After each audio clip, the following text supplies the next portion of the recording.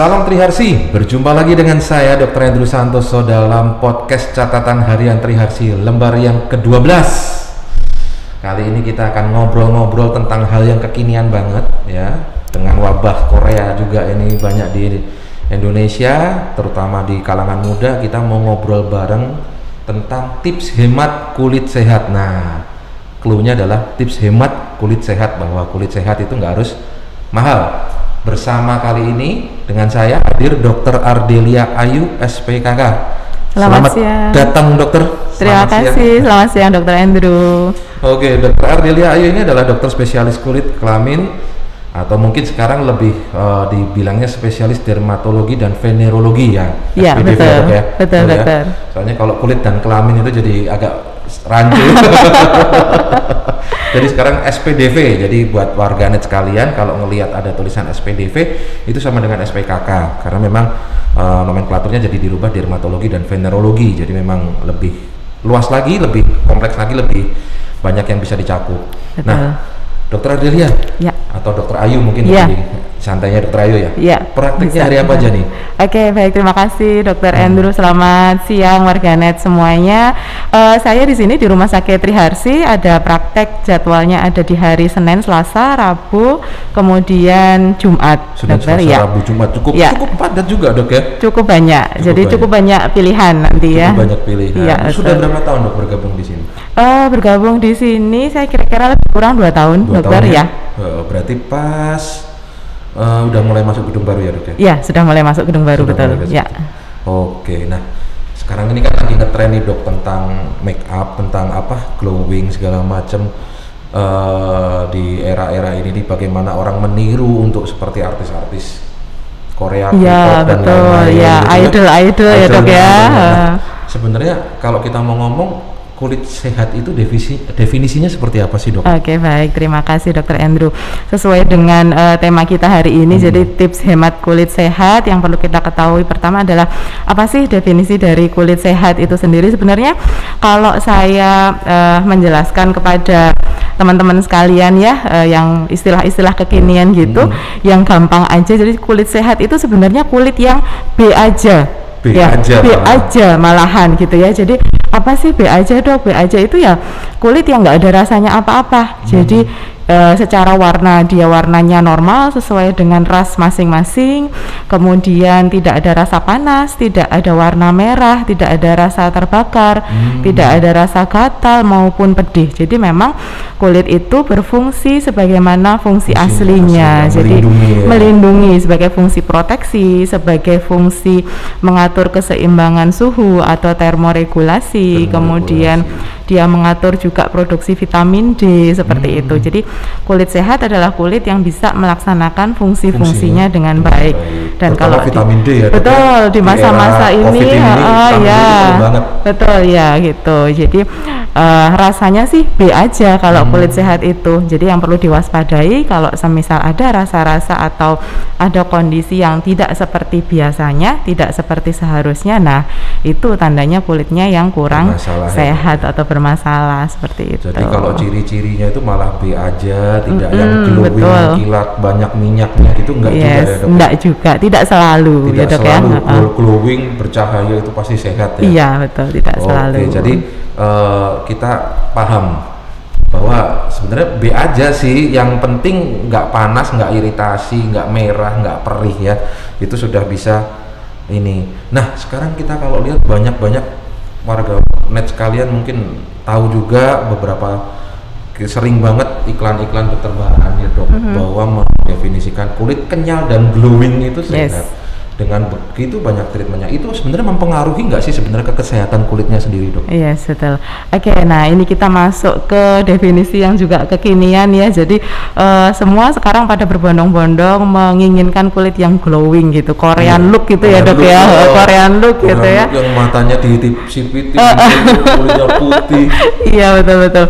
Jadi sebenarnya kalau kita ngomongin masalah glowing, tentang definisi glowing, apa sih yang bisa membuat kulit itu menjadi glowing? Sebenarnya sebenarnya terminologi atau istilah glowing itu adalah mencerminkan suatu reflektan dari kulit. Jadi kemampuan kulit untuk merefleksi cahaya. Iya, semakin halus permukaan kulit dia akan semakin bagus dalam merefleksikan cahaya sehingga tampak glowing penampakannya seperti itu. Tapi ketika tekstur kulit itu tidak merata, dia gronjal-gronjal ya istilahnya, dengan penumpukan sel-sel kulit mati di situ, permukaannya menjadi tidak rata, teksturnya tidak halus, otomatis pantulannya juga tidak bagus sehingga tampak kusam dan tidak glowing. Jadi sebenarnya kalau targetnya mencapai glowing, yang dimaksud adalah tekstur kulit jadi yang halus, yang permukaannya relatif halus seperti itu, sehingga untuk merefleksikan cahaya dia lebih bagus sehingga tampak glowing seperti itu. Jadi kan kadang saya lihat juga kalau di TikTok atau apa sampai mengkilat bener kayak berminyak gitu kan, saya jadi bingung emang ini seperti ini emang saya apa enggak, kalau saya aja bukanya berminyak aja nggak enak gitu kan. Betul, apa nggak kerasa tebel ya bukanya tebel ini gitu. Jadi bukan berarti berminyak itu seperti itu glowing itu mengkilat karena minyak, tetapi karena memang permukaan kulitnya yang halus ya. Iya, betul. Nah, untuk bisa sampai sana nih dok, kan banyak perawatan-perawatan sekarang, baik klinik kecantikan ataupun produk-produk yang bisa dibeli di rumah. Nah, kalau kita sih pengennya, kita juga pengen tahu nih, bisa nggak sih sebenarnya nggak usah pakai yang mahal-mahal itu, bisa nggak sih di rumah kita ngerawat sendiri gitu? Ya, betul. Jadi untuk mencapai kulit yang sehat itu sebenarnya kita harus kembali lagi ke istilah basic skincare, dok. Jadi basic skincare adalah apa-apa yang primer yang memang betul-betul dibutuhkan oleh kulit seperti itu. Jadi kalau semisal yang kemarin sempat viral ada 10 step skincare Korea, seperti itu. Sebenarnya tidak perlu sampai sebanyak itu karena kemampuan kulit kita dalam menyerap produk juga tidak sebanyak itu. Jadi sebenarnya cukup aja mengikuti apa yang namanya basic skincare. Nah, basic skincare itu biasanya saya mengistilahkan yang mudah diingat itu adalah C, M, dan P. C, M, dan P. Yes, C itu cleansing, jadi kita harus rutin membersihkan kulit kita, baik itu kulit wajah maupun kulit badan. Kemudian yang kedua M adalah moisturizing, jadi memberikan kelembapan, mengembalikan kondisi kulit kita ke posisi yang lembab, karena lebih lembab itu lebih sehat di kulit. Kemudian yang terakhir adalah protection, yaitu melindungi dari sinar ultraviolet, seperti itu. Selama kita bisa tetap memegang prinsip C, M, dan P tadi, basic skincare itu saya rasa akan cukup membuat kulit kita menjadi sehat. Jadi tidak perlu tambahan-tambahan bahan-bahan lain yang sebegitu banyaknya. Seperti itu. Berarti kan dibersihkan, dilembabkan. Iya, betul. Kemudian dilindungi sinar matahari. Ya. Betul. Nah, kalau untuk makanan sendiri, dok, ada nggak sih tips and trick yang istilahnya suplemen atau makanan apa yang bisa membantu untuk menyehatkan kulit, dok? Ya, jadi untuk suplemen tambahan itu bisa kita dapatkan sebenarnya dari makanan kita sehari-hari. Jadi makanan yang banyak mengandung antioksidan seperti buah dan sayur, itu kita cukupi supaya kulit kita juga menjadi bagus seperti itu. Apabila dari asupan makanan yang kita makan sehari-hari memang dirasa kurang, boleh kalau mau ditambahkan suplementasi yang berisi antioksidan.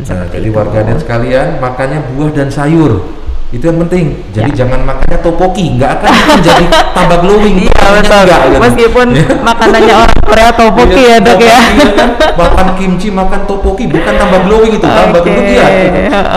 Ya, jadi yang penting buah dan sayur itu memang banyak vitamin A, vitamin E, vitamin C memang dibutuhkan untuk kelembapan kulit juga ya. Betul banget, dokter. Nah, tadi cleansing, kemudian kalau yang kayak tadi protection, dok. Protection itu kan biasanya kita berarti pakai sunblock mungkin ya.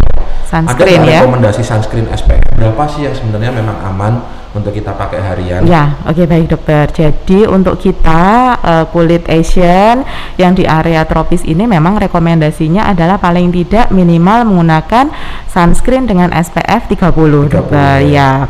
Kemudian yang perlu diingat lagi, sunscreen tidak hanya jumlahnya tapi juga jangka waktunya, karena kalau SPF 30 itu lebih kurang dia akan melindungi selama 3 jam. Jadi selesai dari 3 jam sebaiknya diaplikasikan dibersihkan ulang seperti itu, dibersihkan dokter. dulu atau langsung tambah aja, Dok? Tidak ada guideline khusus sebenarnya, Dok. Jadi tidak ada aturan Tidak ada khusus aturannya, apakah harus benar-benar di cleansing lagi kemudian baru kita aplikasikan, atau cukup dengan mungkin diusap dibersihkan aja, boleh kita langsung tumbukkan di situ. Boleh langsung ditumbukkan, Iya. Dok, ya? Nggih. Sip. Berarti sebenarnya murah banget, cleansing, nggak mahal juga. Nggak mahal juga, sabun banyak, cuci muka, pelembab juga SPF sederhana. 30 juga oke sih. Iya, betul. Sebenarnya nggak terlalu, harganya juga nggak tinggi Iya. banget. Jadi sebenarnya dengan mencuci muka dengan rutin, pulang kerja segala macam, Iya. kita kemudian kasih pelembab sebelum tidur, dan kalau kita di luar kena sinar Iya, matahari, betul. proteksi Pakai saja itu proteksi. sudah bisa membuat kulit kita menjadi sehat. sehat, Dan yang ya. sering dilupakan, dokter, jadi kulit badan kita. Ya, jadi tidak selalu melulu yang Wajah, diurusin ya? wajah, Oh kan iya, ya, bener. Dok? Nanti pas gini beda ya. Beda.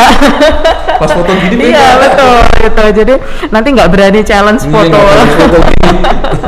Ya, jadi kulit badan juga jangan dilupakan. Jadi prinsipnya sama, di badan pun juga cleansing dengan sabun mandi. Sabun mandi ini dipilih sebaiknya yang moisturizer-nya Yang ada tinggi juga, moisturizer-nya, seperti itu. Kemudian dengan moisturizer kita biasanya pakai hand and body lotion, pilih aja yang moisturizer-nya tinggi. Kemudian juga sama dengan menggunakan sun protection untuk badan seperti itu, Dok. Kemudian mungkin ada yang beberapa sering agak keliru penggunaan hand and body lotion itu, Dok. Kita sebaiknya penggunaannya itu tepat setelah mandi. Tepat Jadi setelah mandi. ya, Kulit masih basah, betul. maksudnya Kulit masih lembab. Betul. Masih lembab ya. Kulit masih lembab karena apa? Karena memang tujuannya dari hand and body lotion itu untuk men-trapping, jadi menjaga kelembapan si kulit yang masih habis basah itu tadi. Jadi kalau nanti digunakan pada saat kulit sudah kering banget kemudian baru diolesin, itu agak kurang bermanfaat. Jadi lebih manfaatnya akan lebih optimal kalau dipakai sesudah mandi, ketika kulit masih agak lembab seperti itu.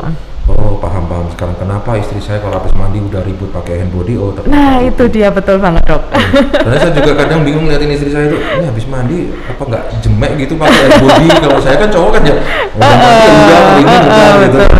Pas lihat, oh ternyata ada fungsinya untuk melembabkan kulit, trapping segala itunya. Betul, ya. Nah, kalau sekarang kan juga pada saat keluar make up nih kan, Dok, pakai eyeliner, pakai eyeshadow, pakai untuk bikin lipetan kelopak mata, double makeup. Sebenarnya makeup sendiri ini berpengaruh sih pada kesehatan kulit. Berapa lama sih kita boleh sebenarnya supaya kulit, apakah ganggu pernafasan kulitnya? Enggak. Berapa lama kita buka makeupnya? Paling lama tuh boleh berapa lama? Ada nggak sih? Apalagi ini ditambah dengan kita pakai masker ya, Dok ya. Jadi tambah semakin menutup lagi. Jadi kalau make up itu masuknya ke skincare dekoratif ya, Dok ya. Jadi dia berfungsi untuk mendekoratif, untuk mempercantik, memperindah penampilan.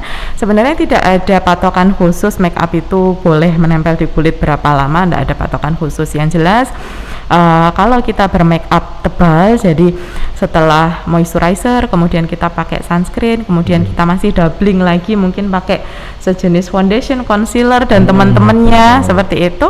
Yang perlu kita ingat adalah ada istilah namanya double cleansing, Dokter. Jadi double cleansing di sini kita harus membersihkan make up yang tebal, terutama yang waterproof itu dengan pembersih atau dengan cleanser yang memiliki dua fase berbeda. Yang satu itu fasenya minyak atau oil, kemudian dilanjutkan dengan yang fase air. Jadi biasanya kita rekomendasikan pakai dulu yang berbasis oil, itu seperti cleansing balm boleh, atau milk cleanser boleh, atau oil cleanser. Jadi yang minyak-minyak untuk melunturkan make up yang waterproof dulu.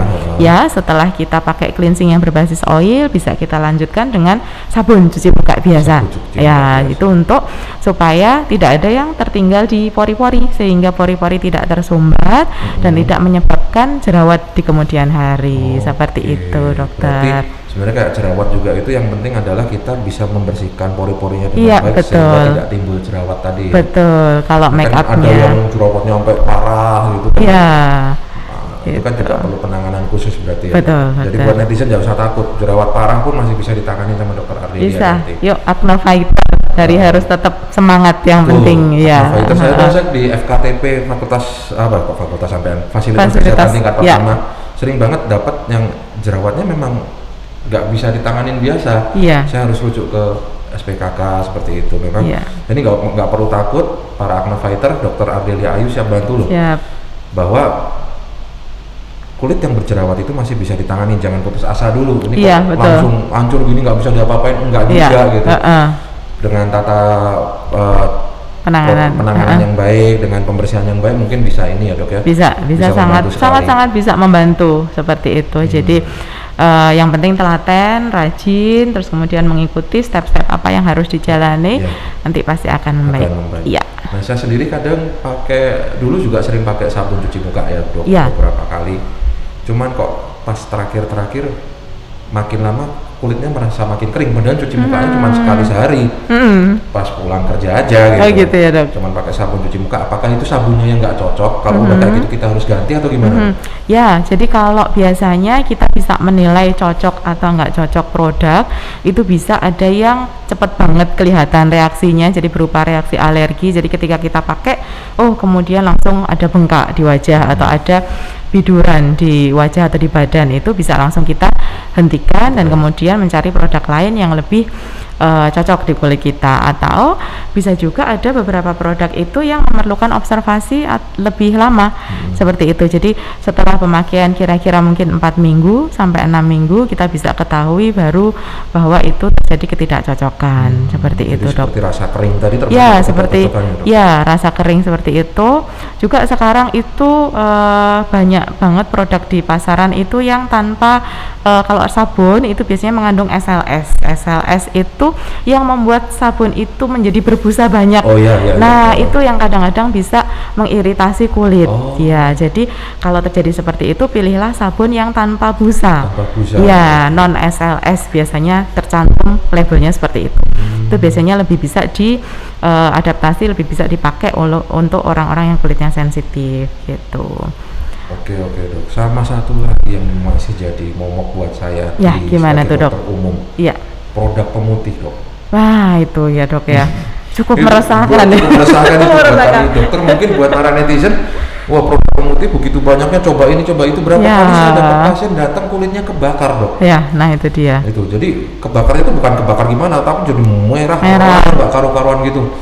Nah itu tuh bagaimana sih kita tahu ini produk pemutih baik atau enggak? Satu yang pertama. Kemudian kalau sudah terjadi radang seperti itu, kapan harus ke dokter? Kapan masih bisa ditangani di rumah? Oke, baik. Terima kasih dokter. Ini memang cukup viral ya akhir-akhir ini, cukup meresahkan juga ya dok ya. Jadi tentang krim pemutih, terutama yang abal-abal. Yang abal-abal itu yang nggak jelas dari mana? Jelas Biasanya yang sering kita jumpai di pasaran itu satu, karena dia mengandung merkuri. Itu jelas-jelas nggak boleh dipakai ya dok ya, karena itu, dia kalau nggak tertera bisa kelihatan nggak sih dari produk? Nggak bisa ya dok ya? Cukup sulit sebenarnya pakai uji laboratorium ya memang untuk menemukan itu.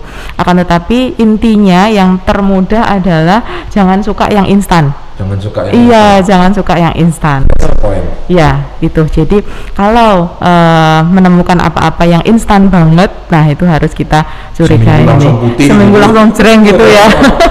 Langsung pangkling. Nah itu harus diwaspadai. Kemudian yang kedua adalah bisa jadi itu bleaching cream yang biasanya memang diperuntukkan untuk kasus-kasus penyakit flek. Seperti itu yang disalahgunakan yang disalahgunakan untuk memutihkan wajah. Nah seperti itu harusnya obat-obat golongan seperti itu masuknya ke obat ya dok ya. Jadi ada labelnya K warna merah.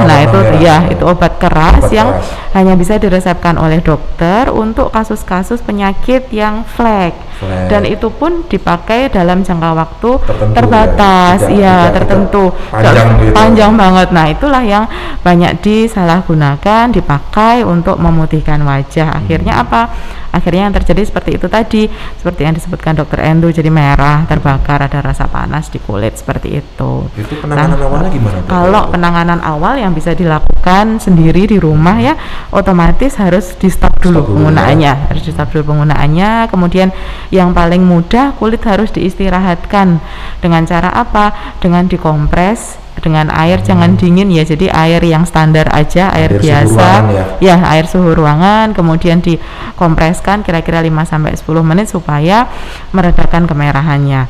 Nah setelah itu untuk penanganan lebih lanjut bisa dikonsultasikan ke dokter spesialis kulit seperti itu. Luar biasa dok, ini saya dapat banyak tambahan masukan. Jadi kalau dapat pasien-pasien yang betul, seperti itu kan, iya. paling enggak langkah awalnya seperti ini sambil betul, besok ke dokter spesialis. Betul, kan kadang datang malam-malam, mereka malu juga udah dikerudungin semua gitu, iya dokter, gitu. betul dokter. Pas dibuka, iya merah sekali, udah remus, udah gitu. Ini sakitnya kayak apa sebagainya. Betul. Dan saya juga berpikir lah biar warganet sekalian tahu bahayanya merkuri juga, bahayanya bleaching cream seperti apa. Kalau kulit udah seperti itu mudah terjadi infeksi ya, bengkak segala macam, lebih susah lagi nanti. Jadi penanganannya jangan ditunda, datang ke dokter. Nanti kita arahkan ke spesialis dermatologi dan venerologi ke dokter Ayu untuk bisa dibantu bisa segera pulih kulitnya ya dok ya. Betul. Jadi sebenarnya kita ambil konklusinya bahwa kulit sehat itu bisa murah hanya dengan 3 langkah tadi. Kita ingetin lagi, cleansing, ya kan, moisturizing, betul, dan protection. Pastinya dokter, iya betul. Tapi sebenarnya kalau tadi ditambah makanan-makanan sehat, jangan dilupakan makanan, terus kemudian lifestyle itu sudah satu kesatuan ya. Jadi istirahatnya gimana, itu yang penting banget. Jadi muda kan nonton Korea sampai malam. Jadi jerawat tentuk ini kok sembuh sih dok, jerawatnya sudah diobatin, ternyata malamnya begadang seperti itu. Terus kemudian makannya suka yang junk food. Sering juga itu dok, dugem sambil vaping atau merokok itu juga kan juga betul, seperti itu. Terus kemudian makanannya juga jangan dilupakan, olahraganya juga jangan dilupakan, betul, ya. Jadi hati-hati untuk para netizen wanita, jangan juga kalau Anda jerawatnya nggak sembuh-sembuh harus tahu apa saja sih yang bisa nyebabin itu. Ternyata lifestyle, kemudian makanan, olahraga. Kalau terpapar banyak asap rokok juga ya, bisa. Asap vape juga, nah itu juga bisa menyebabkan mana pakai masker lagi kan, betul. Lebih banyak kotoran yang menumpuk menyebabkan gangguan jerawat tadi ya dok ya. Betul. Memang seperti itu. Kalau saya yang ingin tanya mungkin pribadi nih dok nih. Saya lihat itu satu kalau malam tuh kan lapisannya sampai 3-4 itu ya tak? Iya dokter. Mau tidur ribet amat ya. Nah, itu sebenarnya fungsinya untuk apa sih dok, serum seperti itu? Jadi cuma pakai 1 tetes dok gitu. 1 tetes terus diratain. Yang efek cuma 1 tetes gitu. Itu saya penasaran jujur dok. Jadi kita tadi kan sudah ngobrol masalah basic skincare ya dok ya. Apabila basic skincare itu dirasa masih kurang cukup untuk membantu kulit menjadi lebih sehat, boleh tuh dok ditambahkan beberapa bahan-bahan yang memang tujuannya menambah suplementasi di kulit kita. Salah satu contohnya adalah berbagai macam serum seperti itu. Nah biasanya kalau saya merekomendasikan itu untuk layer-layer yang dipakai itu mungkin maksimal 2 aja ya serumnya ya, karena semakin banyak layer juga kita nggak tahu kulit itu bisa mengabsorpsi sempurna apa enggak. Jadi paling tidak kita bisa pakai maksimal 2 serum aja untuk dilayerkan ke kulit.